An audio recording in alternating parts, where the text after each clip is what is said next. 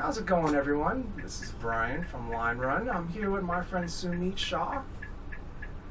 Yeah, he's trying to look all pretty for the camera. And we are here on PodcastBus, and we're going to be talking about the power of community for startups and brands. We just left the Whole Foods in Chelsea on 7th Avenue and 24th Street, and we're going to head over to the urban space on 51st and Lexington, and just opened a really cool food hall in Midtown Manhattan. But before we get to all these questions we have about community, and we have our good friends here who also have a few questions of their own, I'm going to tell you a little bit about Sumeet and all the really incredible things that he's done so far.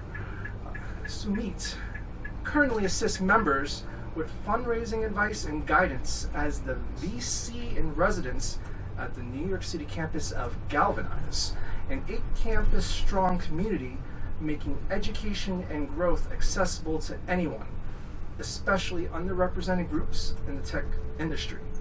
And prior to Galvanize, Sumeet was the Chief Strategy Officer at the U.S. division of NewsPicks, a refined news experience where content is picked by experts and thought leaders. So they know better than we do, so that's why they're involved with NewsPicks. Before NewsPicks, Sumeet handled sourcing and new investments as a principal at Brand Foundry Ventures. Say that 3 times really fast. Brand Foundry Ventures. And they are a seed stage venture capital firm focused on low tech and high tech consumer products and devices. And overall, over 9 years of experience in startups, private equity, and assisted in the creation of XRC Labs, a consumer and retail accelerator. And if that wasn't enough, he graduated from Columbia University with a Bachelor's of Science in Biomedical Engineering. Go Lions. Wow. Go Lions. Roar Lions, roar. It's also a lot of syllables. Yep. Yeah. And for some reason, our football team was good last year. Were they? Yeah, they went undefeated for almost the entire time. Isn't that crazy? Yes. I almost think like Mercury's truly in retrograde. Anyway, I never went to one Columbia sporting event. I went to one Columbia football game because there was free beer. I probably would have gone to fencing. That seems about right. That's true. We do generate Olympians, which is always cool. Sorry. So please Columbia continue. University, if you're watching, we just mentioned you 8 times, so come sponsor us. Yes. And also, PodcastBus. Let's talk a little bit about us. We're an innovative take on the traditional fireside chat that transforms a standard motor coach, so this is what we're on right now, a standard motor coach, into a live podcast studio that moves and rolls around in the streets of Manhattan. We take industry insiders, experts, and entrepreneurs and share their stories in a really cool and interesting way. We like to call it part conference, part bus ride, and part experience. So PodcastBus. And last, and certainly not the least, we thank our sponsor, BoltBus. So BoltBus, in case you don't know them, they are a premium intercity bus service brand of Greyhound. They run in the Northeast, Pacific Northwest, California, Nevada, and Vancouver, British Columbia, Canada. So next time you need to travel city to city, please consider BoltBus, boltbus.com. I think I gave out all the shout outs I need to give out, so we're going to start. Yeah, sounds good, man. All right, cool. So, talking about community and how you've been really influenced by it all throughout your life, what was that first experience where you were really impacted by the power of community, and how did it change you? So, I guess there's 2 answers to that, because there's one... Oh, get this crazy mic. Wow. There's one on the personal level and there's one on the professional level. On the personal level, it sounds very silly, but it's Cub Scouts. And I've been a long time Boy Scout, Cub Scout, all the way down to Eagle, or up to Eagle, I guess. And it was a real great opportunity of shaping the next generation of leaders. Now, say what you think and want about the Boy Scouts of America, and especially what it's actually transitioned towards with its new presidents in the line, and really just trying to actually be more forward-thinking. It's really worked on shaping the next generation of leaders, and I got this great opportunity to interact with wonderful kids, wonderful adults, all across the level. We're all just in one thing in mind, is to be better human beings. And we all really got excited about that ethos, and it really just helped shape the thought processes for me about like what it means to be a good person, what it means to be a leader in that level. On the professionals perspective, there's an organization called Tech Breakfast. It's been around for many years, run by a guy named Ron Schmelzer. The granddaddy of them all of tech meetups in New York is the New York Tech Meetup. Pretty redundant in terms of that last sentence, but what it is just a massive event series that has thousands of people come in and look about what's going on with the tech community on the mainstream. But Tech Breakfast was a really interesting space where it was like a breakfast version of the New York Tech Meetup. You had maybe 100, 150 people coming every month, getting presentations from various startups of all different levels, getting feedback, not so much more feedback on the funding, more feedback on the pitch. But what was really exciting was this very unorthodox community of people across the executive perspectives in large companies to founders, to VCs, to interesting intermediaries and banks and law firms that may or may not be directed on the space, but they were all genuinely curious. And you just consistently watch this organization keep growing to have a few hundred people then every month consistently to various offshoots of organizations like Ask a VC, which I started with Ron, that was designed to literally be the simplest response of anything that you wanted to ask a VC but you were too afraid to ask, but also understanding what they're seeing, why they're seeing it, what excites them, what scares them, and it's as raw as you could possibly make it. And those personal professional responses in terms of what my first embracing of the world of community was, it all, again, comes back to that natural curiosity and getting people's abilities to come out of their shells and learn and ask questions and show what they're working on too and what they're all about. When you're able to build that perspective, you can get introverts to become a little more extroverted, but also, again, share that curiosity to it all. Really incredible. And taking that experience from the Cub Scouts and working with Ron and Tech Breakfast, fusing those experiences and combining that with everything that came afterwards, what is your definition of community? So my definition of community is a group of loyal people dedicated to a central ethos. It could be a product, it could be a lifestyle, it could be a cause, it could be a mission, it could be intersections across them all, but it's really the central ethos that people can really get comfortable around. And what that sense of comfort can be limited to extreme. But the idea is that we're looking for everybody to kind of come into that middle of that central ethos. Again, Tech Breakfast is about what's going on with the future of technology. Cub Scouts is shaping the future of leadership and helping these young kids become more mature human beings over time as they go into, hopefully, Boy Scouts and their future lives. So that's what I would define in it. So many people throw around the word community. You hear it left and right in the business world, in technology, in culture, in society, in politics. But very few people actually are able to articulate the way that you just did. So if you were to come up with a top 3 list of the things people get wrong about community, what would they be? Oh man. I'm going to answer on behalf of just like what I've seen in the consumer world, especially during my time at Brand Foundry, and what people have tried to do to build community, which unfortunately a lot of is very slapdash. It's very half-assed. So those 3 is that it can be done just with slick marketing. You get a consistent number of brands, startups, tech companies, larger companies too, that just will build a beautiful front-end brand, looks great, seems great, feels great, at least from a digital level, but it's a lot of it, unfortunately, these days are covered by just shitty product, and you can't hide that anymore. You're seeing this day and age now that people are being a lot more aware, being a lot more looking for transparency of like how the products actually are, and negative feedback can go one of 2 different ways. The brand itself can actually tackle it, spend time to connect and build a human experience to it, and actually try to solve the problem, and you can end up taking those negative feedback, negative customers to your biggest cheerleaders, or you do nothing about it, and you're just going to completely sink yourself as a brand. The second is that can be automated through algorithms, through tech. And I was talking with Cecil over here a little bit earlier, and if you're just purely focused on the world of technology and using tech that you think you can change the world, you're going to hit the plateau of your growth much faster than you think. Brand and that connection is key to it. So you can't just build a product straight up and expect the brand to kind of come with it. You have to find the right balance between the right brand / marketing and the right product behind it and the right team. And the team just basically helps connect it like a glue to it all. I imagine the world of building a product and starting a company like a rope bridge.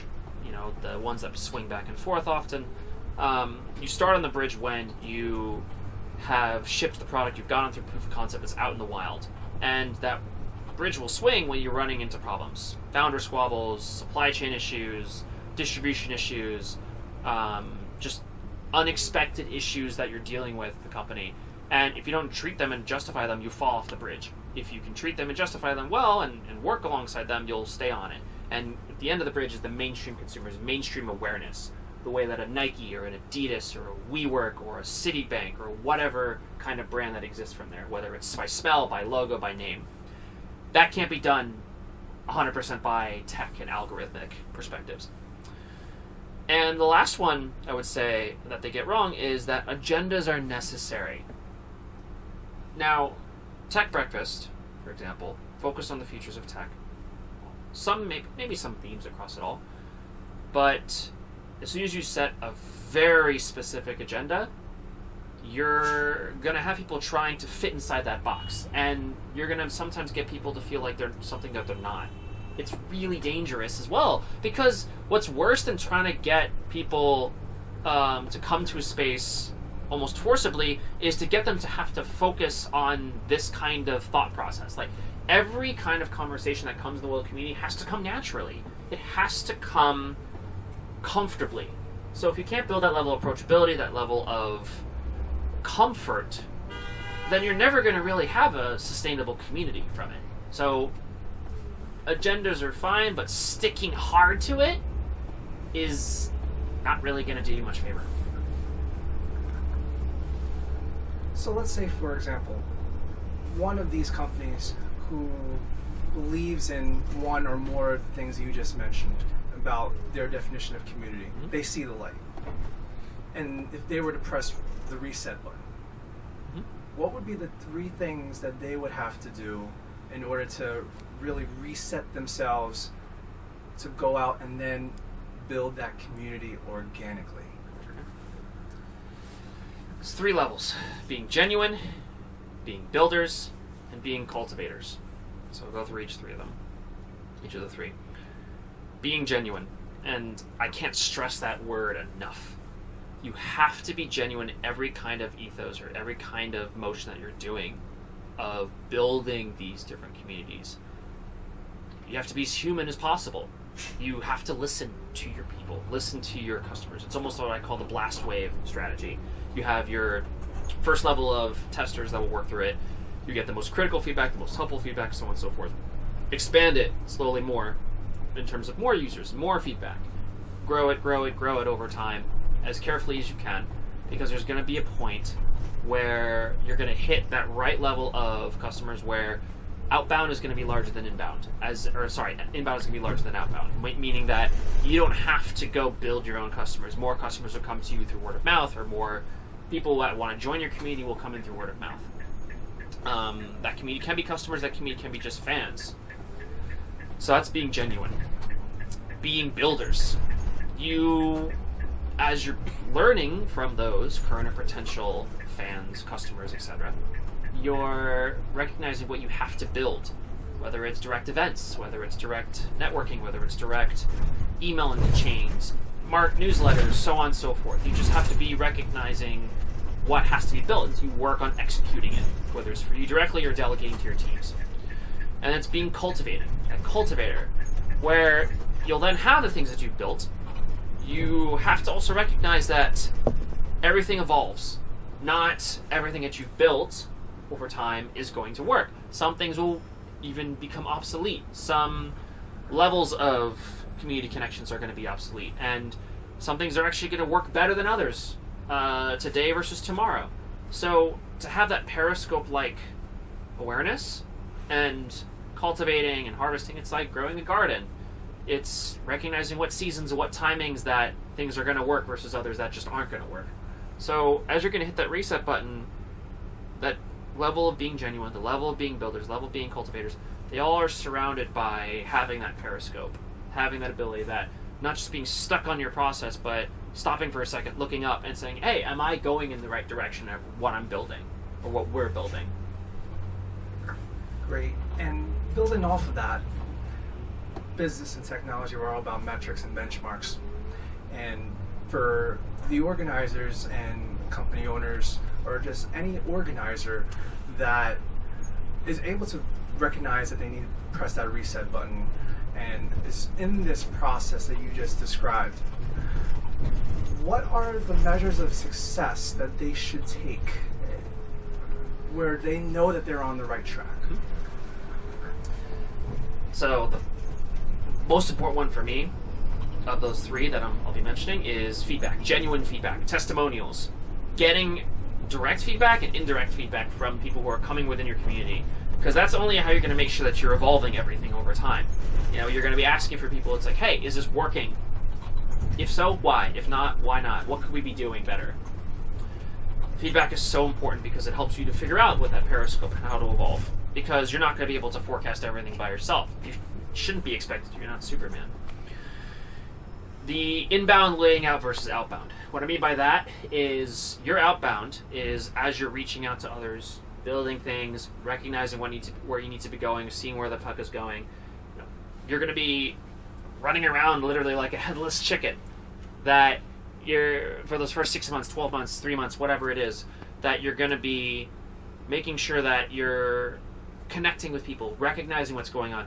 There's going to be a point where the inbound, where directly through context of people, word of mouth, so on and so forth, indirectly, that people might just find you and discover you and hear about you, there will be a point where that's going to be weighed heavier, or that's going to be more of a source versus outbound, percentage-wise.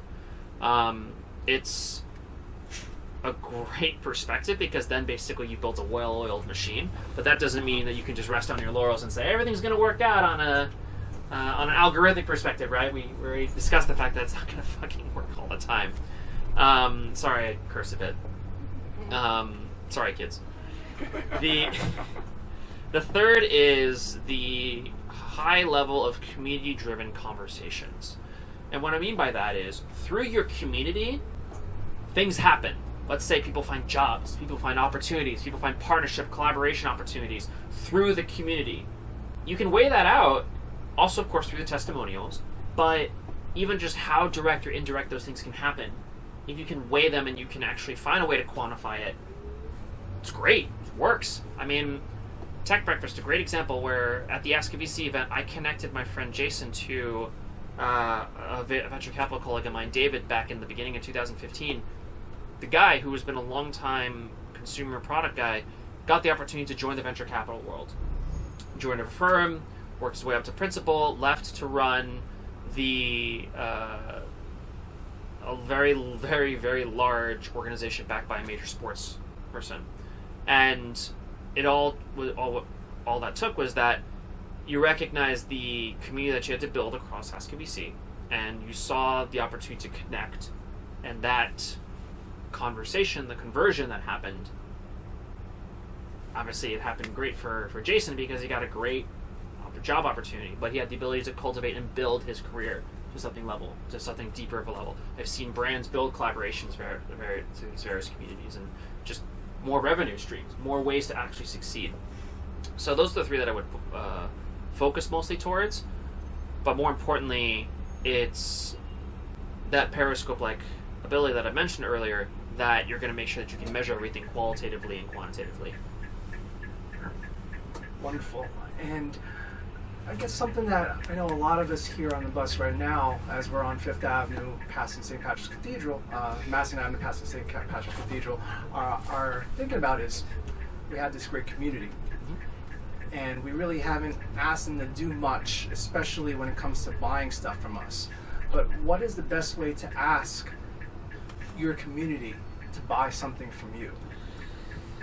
It's a very good question. It's funny you mentioned that right in time because we just passed 3 major consumer startups, Jack Irwin, Bonobos, and Untuckit, which have all taken massive amounts of funding. There's also a Trunk Club, which got acquired by Nordstrom. We just passed it. Beautiful space that they've got right there. That's the sightseeing portion of today's trip. Yeah. And if you look over to your right, so when you're looking within your community, let's say you're pitching a specific product. Let's say women's razors, right? You got to approach the part of that community that you think the product actually will connect with. Obviously, women's razors, it's pretty straightforward. Women, more on the 25 to 40 perspective, that are looking at the post-collegiate level, that are making sure that they're working in places where they may need the product. They need a great, reliable product like this. But refine the pitch to make sure that they understand why it's going to connect with them, why they need this product, kind of the what's in it for me, but it's the hook that connects you into the entire wheel that is the business model. And, mentioning women's razors, it's obviously the level of professional and career levels to it, but also just even a product that just works. Great branding, great product, great everything that you can just feel comfortable with. Like you can pick up the product, it's like, great, I got it. I need this razor, I need the cream, I need this, because it's going to make what I need it for easier, more convenient, but just naturally fit. So you need to make sure that while you're working through that cultivation, that outreach, and as genuine of a level it is, you then need to get the right feedback, the right testimonials, good, bad, critical, everything. That's absolutely necessary. So I'm hitting a lot of constant terms here of things I've mentioned before, but it's all about the genuine approach that you're doing it across, whether it's a niche of your community, whether it's an entire community, but it has to just make sense. You can't just go and splash it out from there. And very few times that will actually work. It's really all in the end about making sure you're doing your homework.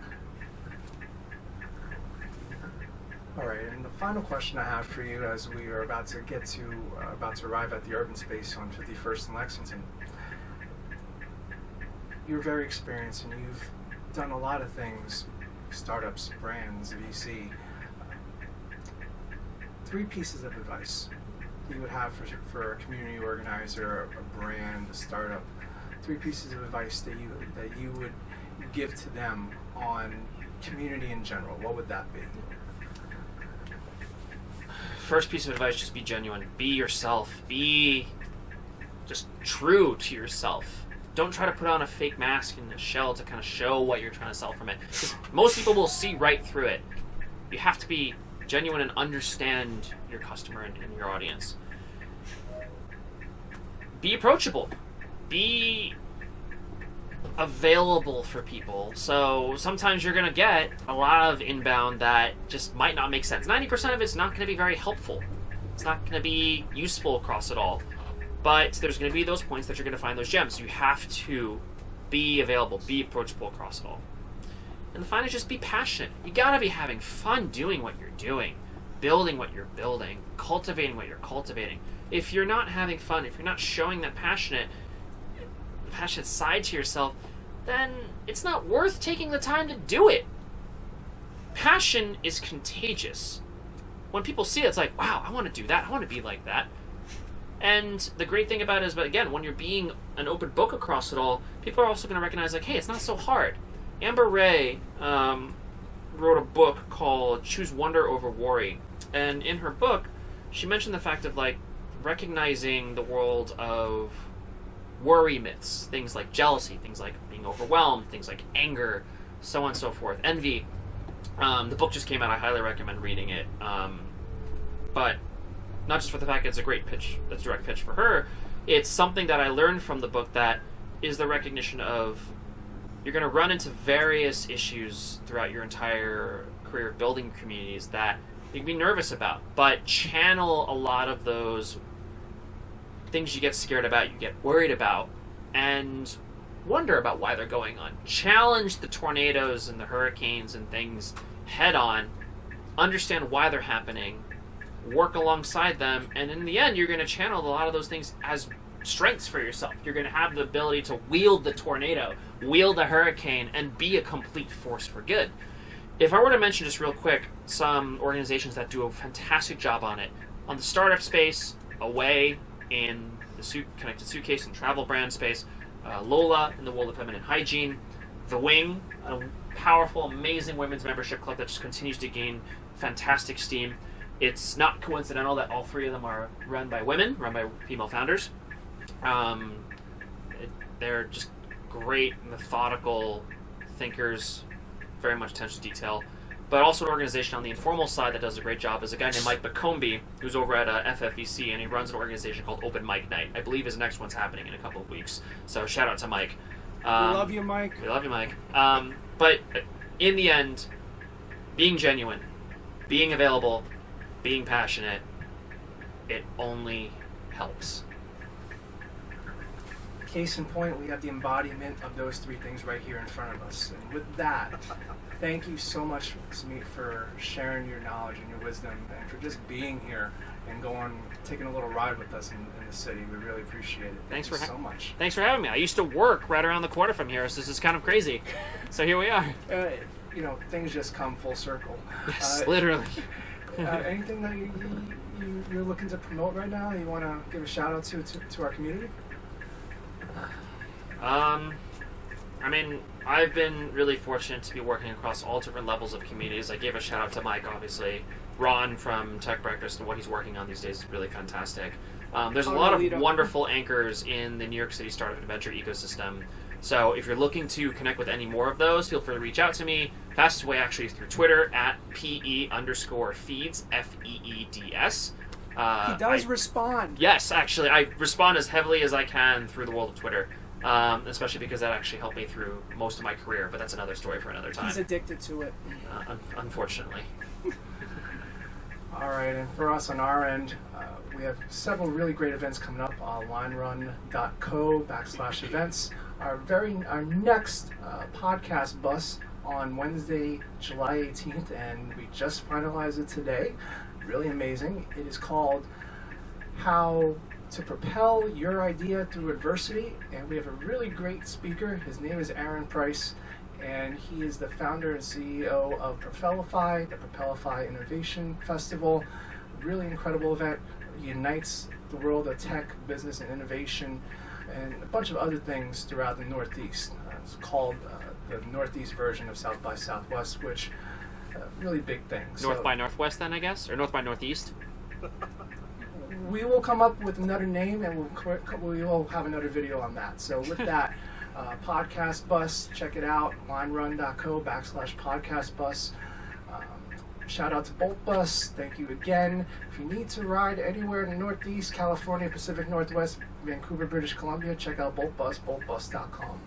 Thanks, guys. See ya. What do we do?